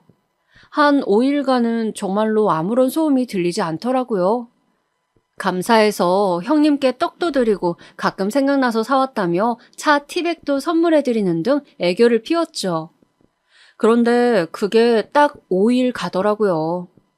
토요일 주말 밤이 되자 미친 듯이 소음이 들려오기 시작하는데 도저히 잘 수가 없었습니다. 부부 모임이라도 하는 것 같았는데 스포츠 경기를 보는 건지 중간중간 계속 환호성을 지르더라고요. 심지어 그 다음날까지도 모임이 이어지는 건지 술 먹고 소리 지르고 노래 부르는 행위가 또 여지없이 소음으로 이어졌습니다. 남편이나 저나 다음날 출근을 해야 하는 사람들인데 일요일 밤까지 이러니 결국 자다 깨고 반복하다 꼬박 밤을 새고 출근을 하고 말았죠. 아니, 정말 형도 너무한 거 아니야? 저 정도면 그만해야지. 무슨 동네방네 시끄럽게 저게 뭐 하는 짓이야? 심지어 일요일 밤 도중에 남편이 참지 못하고 올라가려 하는 걸 제가 일단은 말렸습니다. 어차피 지금 가봤자 형님도 아주버님도 다 취해 있을 텐데 가면 괜히 더 일만 시끄러워진다고요. 맑은 정신에 이야기하는 게 낫지 않겠냐며 설득해 다음날이 될 때까진 기다렸어요. 근데 아니나 다를까 월요일 출근을 앞두고 있었을 때 형님이 먼저 저희 집을 찾아오셨더라고요. 그러면서 하는 말이 동서, 나 정말 짜증나 죽겠어. 사람들이 왜 이렇게 별난지 모르겠네. 네? 뭐가요? 아니, 내가 주말에 친구 부부들 불러서 놀았거든. 근데 글쎄 옆집에서 그거 가지고 시끄럽다 어떻다 항의를 한 거야. 세상에 경찰까지 부르겠다고 하는데 어이가 없더라니까. 아니, 지가 뭐 어쩔 건데 기가 막혀서 참. 형님은 오히려 자신이 화를 내며 기막히다고 하더라고요. 저 역시 덩달아 말을 하려다 잠시 말문이 막혔습니다. 어떻게 말해야 좋을지 난감하고 무슨 말이 날아올지 무섭더군요. 근데 이렇게 두면 또 같은 일이 반복될 것 같아 조심스레 입을 열었죠. 형님, 저기요. 저도 사실 그 말씀 드리려 했는데 주말에 시끄러워서 저희도 잠을 잘 못 잤어요. 그리고 제 말에 역시나 형님의 표정이 싹 변했습니다. 마치 지금 나한테 항의를 해보겠다는 거야? 라는 표정이었죠. 외려 자신이 잘못을 저질러 놓고도 기세등등하니 저도 그때부턴 슬슬 화가 나더라고요. 덩달아 자신들이 미안해야 할 상황에 뻔뻔스레 아무 잘못 없는데 왜 유별나게 구느냐라는 식으로 말까지 하더군요. 아니 동서, 내가 말했잖아. 부부 모임이 있었다고. 그리고 시끄럽게 하지도 않았어. 그저 노래 몇 곡 좀 부르고 떠들었다고. 그게 어떻게 소음이야? 그렇게 예민하면 아예 방음 잘 되는 아파트를 찾든가 해야지. 여기가 방음이 안 되는 걸 나보고 어쩌라는 거야. 형님, 아파트 문제가 아니고요. 제가 생각하기엔 됐어. 듣기 싫어. 동서 내 편 들어줄 줄 알았는데 이러니까 나도 실망스럽다. 그래도 가족이라고 챙겨주고 와인까지 사갔는데 돌아오는 게 이거니 원. 가족이 뭔지 참. 나중에 얘기해. 그렇게 형님은 제 말을 뚝 끊어버리더니 자기 말만 하고 가버리더라고요. 어이가 없었습니다. 아니, 도대체 왜 자기가 실망스럽다느니 화가 난다느니 하는 걸까요? 거기다 이 문제는 명절날도 불거졌습니다. 시어머니가 저를 안방으로 부르시더니 이런 말씀을 대뜸 하시더군요. 작은 애기야, 너 그 큰 애기랑 사이 안 좋니? 그 층간소음으로 뭐라 말했어? 네, 어머님, 어떻게 아셨어요? 큰애기가 전번날 한바탕 하고 갔거든. 아휴, 가족끼리 사이 좋아도 모자를 파네.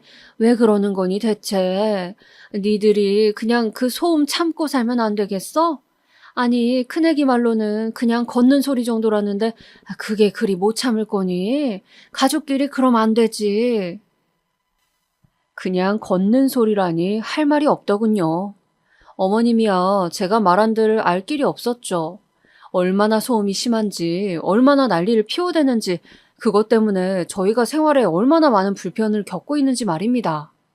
그래서 저런 말씀을 하시는 거였지만 형님이 먼저 와서 한창 그 얘기를 떠들고 갔다는 건 기가 막히더라고요. 그래서 저도 참지 않고 형님을 찾아가 한마디 했습니다. 형님, 왜 어머니께 그런 걸 다 말씀하신 거예요? 뭐가? 모른 척하지 마세요. 어머님께 이상하게 전달했잖아요. 형님께서 쿵쿵거리는 정도면 저희가 잠을 못 자고 하진 않죠. 그런데 형님은 그 말에 단단히 화가 났나 봅니다. 어린 동서가 자기에게 바락바락 대드는 게 보기 싫었던 건지 동서 지금 다시 말해봐 하며 겁주기 시작하더라고요. 뭐라고? 내가 어머님께 일러 바쳐? 동서가 먼저 예의 없이 나오니까 내가 어머님께도 전달한 거잖아. 그럼 동서네가 처음부터 잘했어야지. 아니, 어머님 도움으로 이런 귀한 아파트 얻어 살게 됐으면 그저 감사하며 하루하루 열심히 살아도 모자를 파네. 어따 대고 누구 보고 층간소음 어쩌고 난리야. 나야말로 동서 때문에 얼마나 스트레스를 받는지 알아? 내가 아주 요즘 흰머리가 날 지경이야. 형님은 그렇게 저희 집안 사정까지 들춰가며 버럭버럭 소리를 질러댔습니다. 어찌나 교양 없이 소리를 질러대는지, 또 그 목청은 얼마나 큰지, 노래 부르는 목소리가 왜 그리 거슬리는 건지 단번에 알겠더라고요. 그리고 물론 저도 이해지지 않고 받아쳤습니다. 형님이 그렇게 아나무인으로 구는 거 너무 꼴사나워서 더는 참아주고 싶지 않았거든요. 스트레스요? 스트레스 받으셨음 조심하셨어야죠. 여전히 청소기 돌리시고 노래 부르시고 고래고래 소리를 지르시는데 어떻게 그게 소음이 아니에요? 목소리가 좋으면 말도 안 해요. 그렇게 꽥꽥 소리 지르듯 노래를 부르는데 누가 좋아해요? 뭐야? 동서 지금 말 다 했어? 뒤이어 제 반격이 먹혔는지 형님의 얼굴이 붉어지더군요. 형님은 죽을 듯 저를 노려보더니 그 자리를 벗어나 아주버님에게로 쪼르르 달려갔습니다. 그리고 둘은 무언가를 쑥덕거리더니 집 문을 쾅 닫고 나가버리더라고요. 그렇게 명절날 분위기는 갑자기 싸해져 버렸고 남편 또한 아주버님과 형님의 태도에 화가 나 씩씩거렸어요.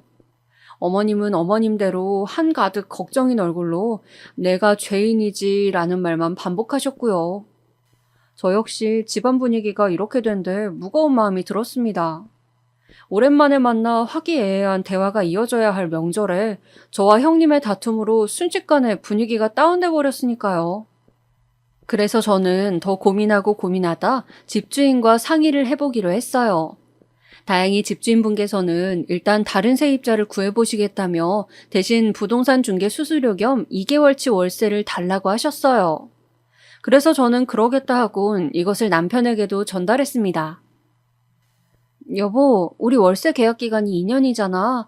집주인과 상의해보니까 다른 세입자를 구해보겠다고 하셔. 그러니까 구하는 기간까지만은 우리가 어떻게든 참고 살자. 이사를 가자고? 우리가 왜? 난 싫어. 그럼 어떡해. 형님네가 가겠어? 우리가 가는 수밖에 없잖아.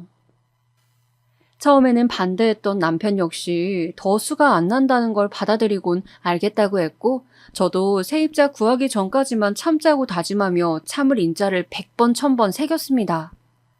저도 형님과 그렇지만 남편도 아주버님과 사이가 나빠질 대로 나빠져 얼굴을 봐도 인사 한번 하지 않는 사이가 되었다는데 여기서 더 형제 사이 안 좋아져봤자 득될 것도 없었고요.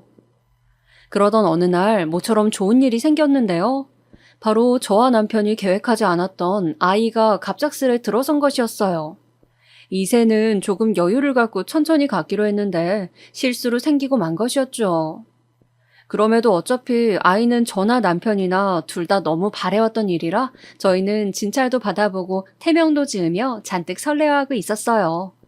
그리고 이 소식을 시부모님에게도 전달해드렸는데 오랜만에 밝은 웃음을 지으시며 너무 잘 됐구나, 몸조리 잘해야 한다며 너무 좋아하시더군요. 시아버지도 생각보다 둘째네 손주를 빨리 안게 돼서 기쁘다며 좋아하셨고요. 그런데 이 소식이 형님네에게까지 간 건지 어느 날 형님에게서 전화가 걸려왔더라고요. 동서, 아이 가졌다며? 축하해. 아, 네 형님, 감사해요. 솔직히 썩 원하던 축하는 아니었기에 저도 목소리가 밝게 나가지만은 않았습니다. 형님이 왜 갑자기 난데없이 축하 인사를 하겠다고 한 건지도 의심스러웠고요. 근데 다음 말에서 알 수 있었죠.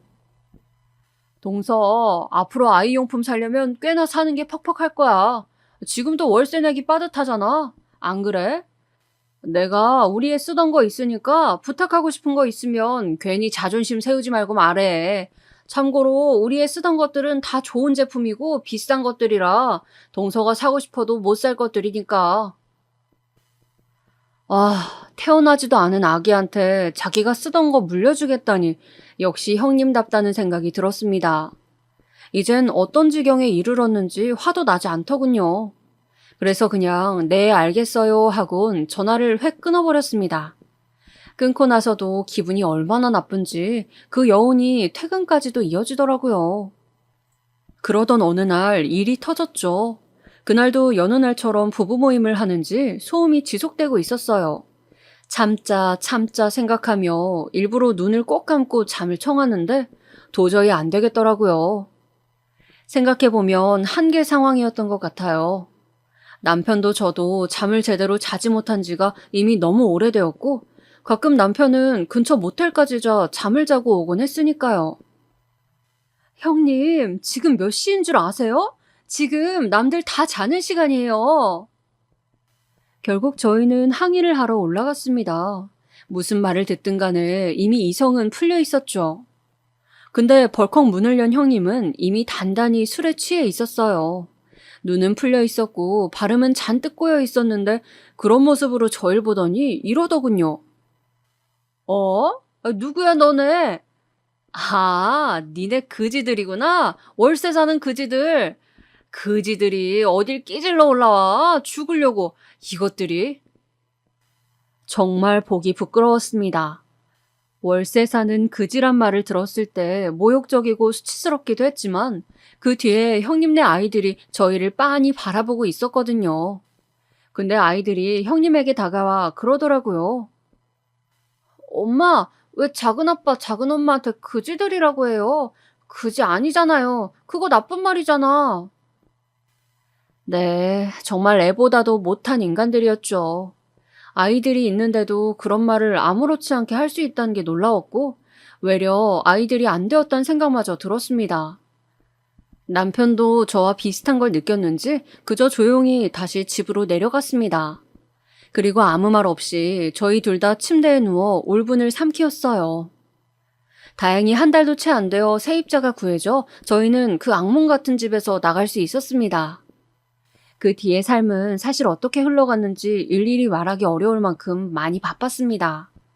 저와 남편 둘 다 새로운 도전을 시작했거든요. 시부모님께서 저희가 살던 집에서 나가게 되자 첫째네 때문에 나가게 되었으니 아파트 보증금은 너희가 원하는 데 써라 하며 주신 덕분에 시작할 수 있었던 도전이었죠.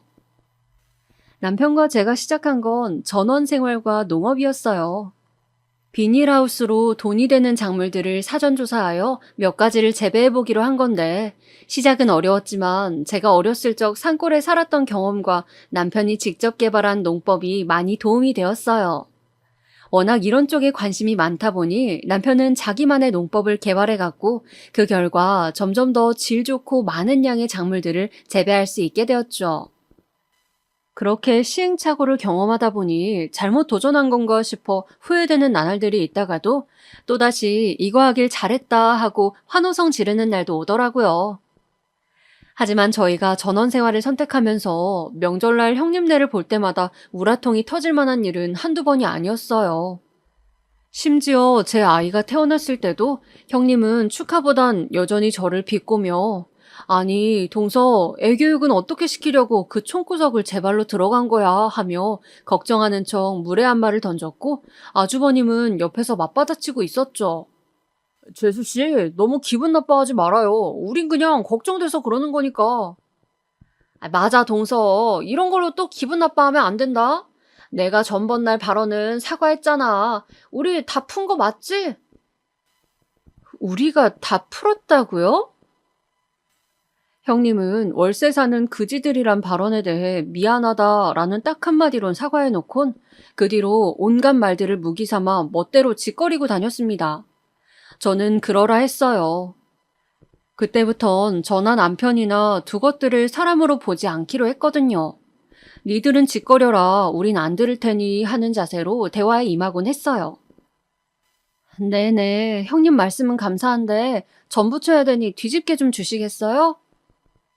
이런 식으로 쓸데없는 말을 하려 하면 제가 먼저 차단해 나갔죠. 근데도 가끔씩 제 딸에게 퍼붓는 모욕은 감당키가 어려웠습니다.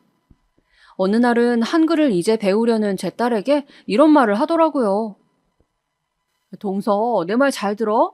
쟤 지금 저렇게 두면 멍청해져. 네? 멍청해진다고. 지금부터 영어를 배워야 해.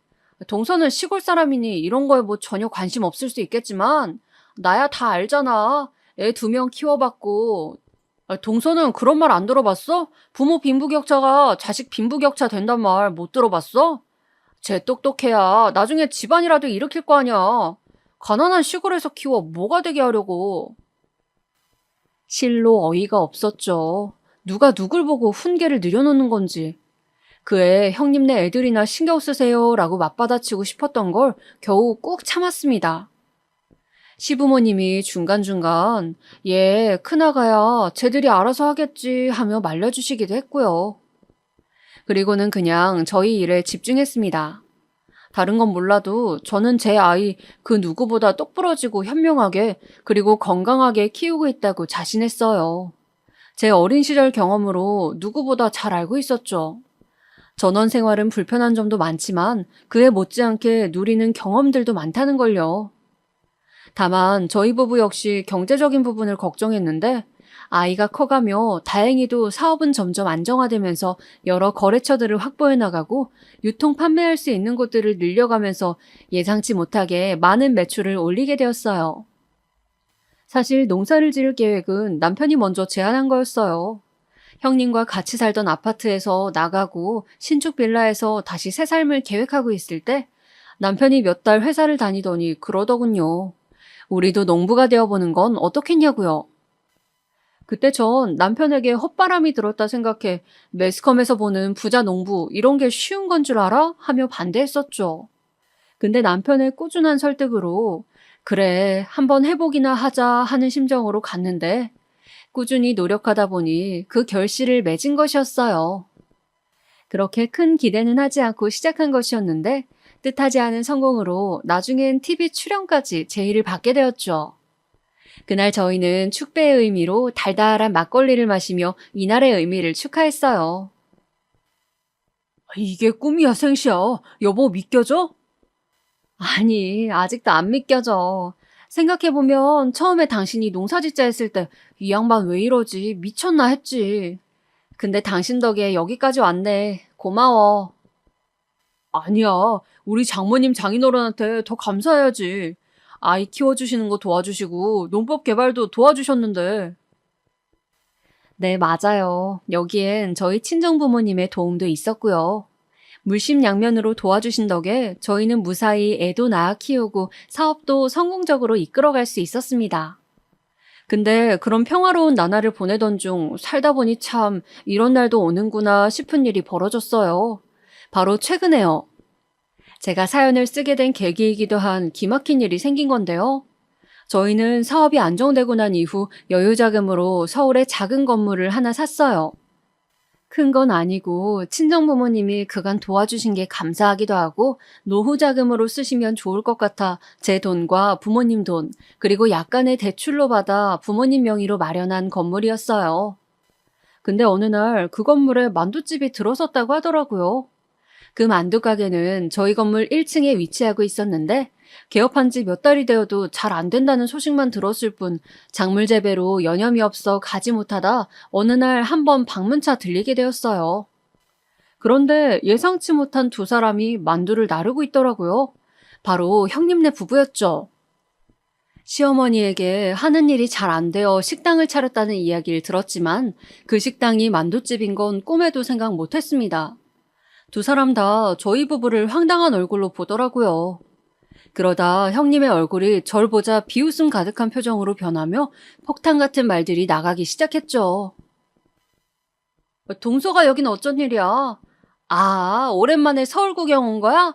하긴 시골 생활 답답하긴 하겠어. 네, 서울 구경 왔네요. 두 분 만두가게 차리신 거예요? 만두 먹으러 왔으면 먹고 가. 특별히 만두값 안 받을 테니까. 동서는 시골 생활에서 모르겠지만 여기 서울 물가가 무지 비싸거든. 만두 이거 하나에 2,000원씩이나 한다고. 저에게 서울 물가 비싸다며 만두값 안 받겠다던 형님. 역시 사람 쉽게 변하지 않더군요. 저는 아무것도 모르는 척 계속 말을 이어갔어요. 아, 2,000원이요? 생각보다 비싸게 받으시긴 하네요. 왜 이렇게 비싸게 받으세요? 듣자 하니 가게가 잘 안 되신다 하던데 그것 때문에 가격을 올리신 거예요? 저는 일부러 모른 척 계속해서 형님을 떠봤습니다. 근데 형님은 정말 제가 서울 구경이라도 왔다 생각했는지 술술 털어놓더라고요. 그것도 거짓말을요. 아유, 안 되긴. 장사 잘 돼. 보통 여긴 배달로 만두 먹어서 홀에 손님이 없어 보이는 거야. 아, 동서 모르겠구나. 요즘은 배달이 돼. 어디든. 커피도 배달해 먹는 시대인걸. 아, 그렇구나. 배달 주문이라니. 거기다 제가 커피 배달 주문도 모를 거라 생각하는 저 오만함이 너무 싫었습니다.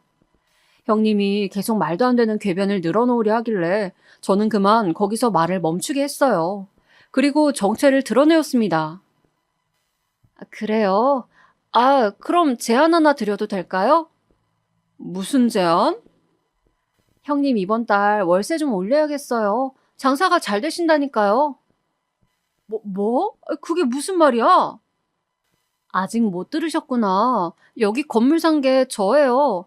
명의는 저희 엄마 거라 엄마가 부동산 계약하셨을 거고, 그러고 보면 저희 엄마 얼굴 한번 보셨겠네요. 그럼 동서가 그 딸? 어떻게 이런 일이? 형님과 아주버님 둘 다 그 자리에서 얼굴이 새하얘졌고 저와 남편은 가만히 서서 웃기만 했어요. 아니, 재수 씨, 진짜요? 승준아, 진짜니? 거짓말을 왜 하겠어요. 아무튼 월세 올릴 테니 그렇게 알아두세요. 만두는 다음에 먹을게요. 그렇게 저희가 길을 나서자 어디론가 전화해 무언가를 확인한 듯한 형님은 달려와 저희 부부를 붙잡고 사정사정을 하기 시작하는데 차마 못 볼 꼴이었습니다. 동서, 내가 몰라봤어. 아니, 나는 동서가 전원 생활한다길래. 아니, 그러니까 왜 말을 안 했어? 이런 건물 살 정도로 재력을 가지고 있었으면 나한테 말을 해줬어야지. 그나저나 미안해서 어떡하지? 내가 동서한테 너무 막대했네. 형님한테 말했으면 제가 무슨 일을 또 당했을까요? 상상하기도 싫어 저는 그대로 뒤돌아섰습니다. 형님은 그 이후에도 시부모님을 통해 사과를 전해오고 심지어 저희 농장에까지 직접 찾아와 사죄했어요. 자신이 잘못했다며 지난날은 다 잊자고 말이죠. 처음엔 괘씸해서 그냥 월세 올려 내쫓아버릴까 생각도 했지만 그러기엔 제 자신 또한 똑같이 옹졸하고 치졸한 사람이 되는 것 같더라고요. 거기다 형님네 애들을 생각하면 마음이 복잡해졌고요. 그래서 지금은 그냥 화해하고 무난하게 지내는 중이에요. 아마 여러분들 중엔 저에게 왜 용서를 받아주었냐 답답해하실 분들도 있겠지만 저는 형님에게 털어낼 수 있는 미움은 다 털었고 할 수 있는 복수는 이미 다 했다 생각해요. 저희 부부가 성공해 지금 잘 살고 있으니까요. 어쨌거나 저희는 만족합니다. 지금까지 기나긴 이야기 들어주셔서 감사하고요. 저희 부부도 오늘 하루 또 열심히 땀 흘리며 일하도록 할게요. 여러분들도 모두 건강하세요.